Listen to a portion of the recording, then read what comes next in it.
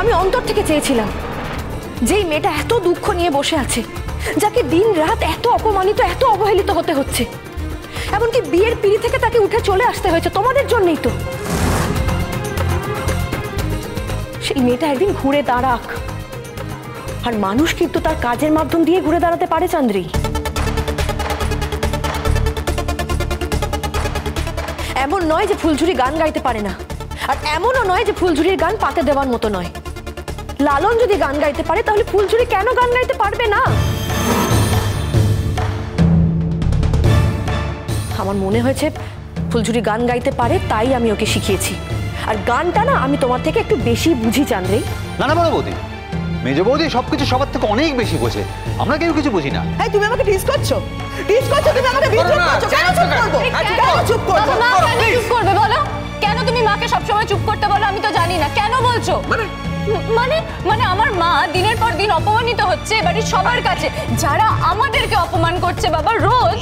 যে বাড়িতে কাজের লোকের দাম এই বাড়ির লোকের থেকে বেশি, সে বাড়িতে তুমি কেন থাকবে? কেন আছো বলো না আমাকে। কোনো লাভ নেই তোর বাবাকে বলে, এগুলো কোনো লাভ নেই। আমি তো এত বছর ধরে বলে এসেছি যে বাড়ি থেকে চলো, বেরিয়ে গিয়ে আমরা আমাদের ফ্ল্যাটে থাকি।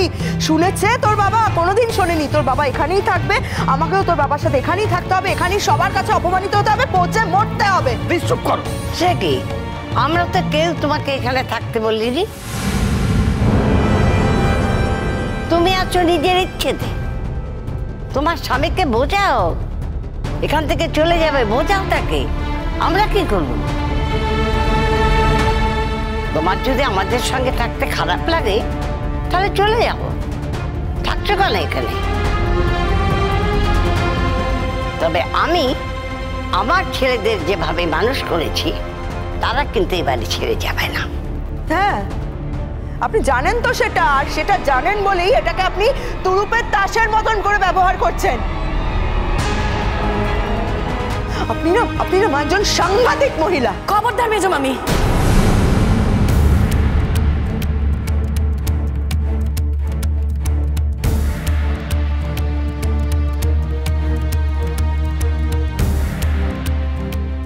শোনো, আমি না এইভাবে তোমার সাথে কথা বলতে বাধ্য হচ্ছি। তুমি আমার জন্য বাড়ির সবাইকে কথা শোনাচ্ছ। আমি যদি অন্যায় করে থাকি তুমি আমাকে কথা শোনা, আমাকে বকো, মারো, যা ইচ্ছা করো। হ্যাঁ, মানছি আমি অন্যায় করেছি। আমি একটা ছোট মানুষ হয়ে আকাশের চাঁদে হাত দিতে গেছি। অন্যায় করেছি তো আমি।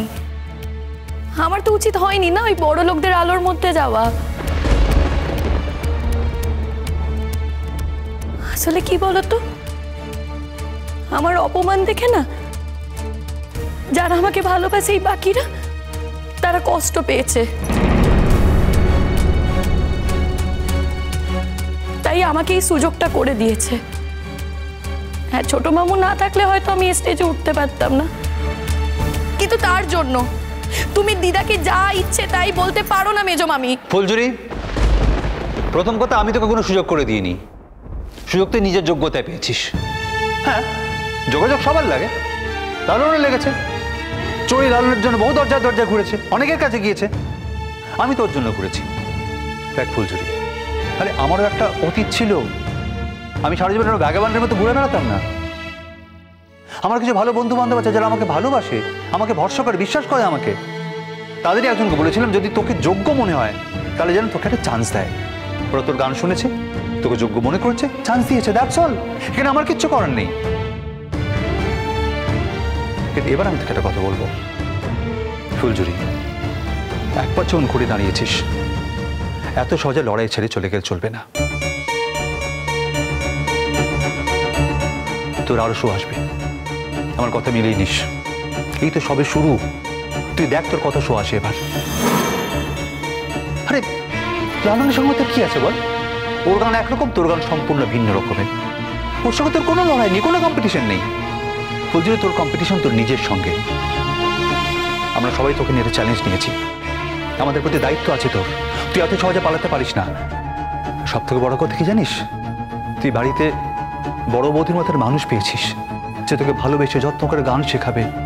ফুলঝুরি, দেখ আগামী দিনে তুই মঞ্চে গান গাইবি কি গাইবি না সেটা তোর সিদ্ধান্ত, কিন্তু জীবনে যদি কোনো একটা জিনিস ভালো করে শিখিস, মন দিয়ে শিখিস, তোর ভালো লাগবে, তাই তোর গানটা গাওয়া উচিত। তোর ইচ্ছে না হলে তুই স্টেজে গান গাইবি না? আজ কত লোক তোকে আশীর্বাদ করেছে, তা কি তুই জানিস তাদের আশীর্বাদের কোনো মূল্য নেই? হ্যাঁ সেই তো, অনেক লোক ওকে আশীর্বাদ করেছে সেই, আর আমি তো চোখে অন্ধ, আমরা সবাই অন্ধ, আমি তো কিছু দেখিনি। তুমি এসব জিনিস দেখতে পাবে না মা, এ আর বেশি কি? যা দেখার নয় আমি সেসব এমনি দেখতে পাই না। আর এই গাধাকে দিয়ে হাল চাষ করালে তো হাল চাষটা হয়ে যায় না। আসলে গাধাটা কে জানিস, যে দেখেও না দেখার ভান করে থাকে। কি চড়ুই, তুই চুপ করতে পারছিস না? কেন কথা বলছিস তুই? তুই এই মেয়েটাকে নিয়ে কেন কথা বলছিস? চুপ করতে পারছিস না? এই বাড়ির লোকগুলো তো তোকে অপমান করছে। না আমি কেন চুপ করবো মা, বলো তো? আমি কেন চুপ করবো? আর ও এই বাড়িতে কেন থাকে? ও কেন চলে যাচ্ছে না এখান থেকে? আমি তো বুঝতে পারছি না, আমাদের কি কথার কোনো ভ্যালু নেই? মানে ওরা যা বলবে সেটাই ঠিক, সেটাই হবে? হ্যাঁ তাই হবে। দরকার হলে এবারের একটা অংশ আমি ওর নামে লিখে দেব।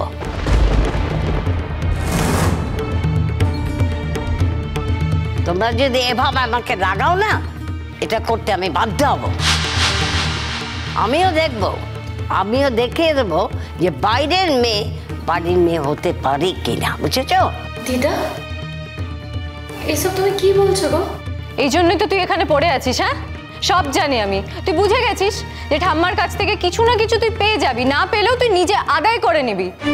তোর মা বাবা তো তোকে পাত্তা দিচ্ছে না, তাড়িয়ে দিয়েছে তোকে বাড়ি থেকে, বাড়ি ঘর কিচ্ছু নেই, তাই জন্য দিনের পর দিন এখানে পড়ে থাকছিস। চড়ুই দিদি, একদিন না আমি ঠিক প্রমাণ করে দেব গো, অন্য কারোর কোনো জিনিসেই আমার কোনো আকর্ষণ নেই, কোনো মায়া নেই, কোনো টান নেই গো।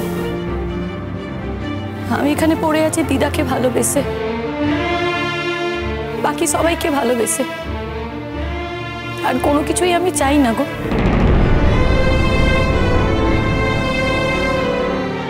আমার মনে হয় এবার এই আলোচনাটা বন্ধ হওয়া উচিত। হ্যাঁ হ্যাঁ, মানে অনেকক্ষণ ধরে হচ্ছে তো সেই একই জিনিস। তবে বড় মা, আমি একটা কথা বলবো, মানে আবারও বলবো আর কি, সেটা হচ্ছে তোমরা আমাদেরকে এটা জানাতে পারতে। আর কমলিনী, তুমি আমাকে হয়তো সারপ্রাইজ দিতে চেয়েছিলে, কিন্তু আমি কিন্তু অনেকবার তোমাকে জিজ্ঞেস করেছি, তুমি কিচ্ছু বলোনি। এটা আমার খারাপ লেগেছে, অফেন্ডেড হয়েছে। ফুলঝুরি গান গাইতে যাবে, সে তো ভালো কথা, এটা না জানাবার কি ছিল?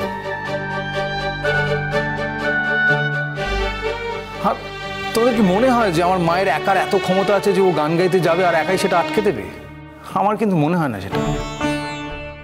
দেখো তার, তোমার মাকে তুমি কতটুকু চেনো আমি জানি না, তবে আমি বোধহয় তোমার চেয়ে একটু বেশি চিনি।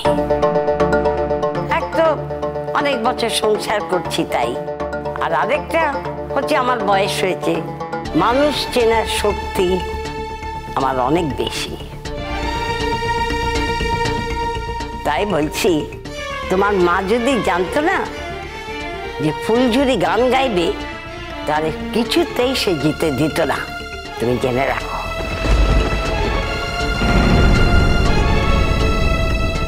আর আমার মনে হয় না যে আমরা কেউ কোনো অন্যায় করেছি। ফুলঝুরির ওপর চড়ুই যে অন্যায় করেছি, সেরকম অন্যায় কিন্তু আমরা কেউ করিনি। তাছাড়া এখানে অন্যায়টা কোথায় তাই তো আমি বুঝতে পারছি না। একটা মেয়ে গান গাওয়ার সুযোগ পেয়েছে, তাই সে গেয়েছে। তোমাদের বলিনি, হ্যাঁ তোমাদের বলিনি, সেটা তোমাদের খারাপ লাগতেই পারে, কিন্তু কেন বলিনি সেটা তো তোমাদের বিবেচনা করতে হবে। আরেকটা কথা তোকে আমি বলছি ফুলঝুরি, সবসময় তোকে বাইরের মেয়ে বলে তো, তবে আজ থেকে শুরু হোক কি করে বাইরের মেয়েকে ঘরের মেয়ে করা যায়, সেটাই চিন্তা করব।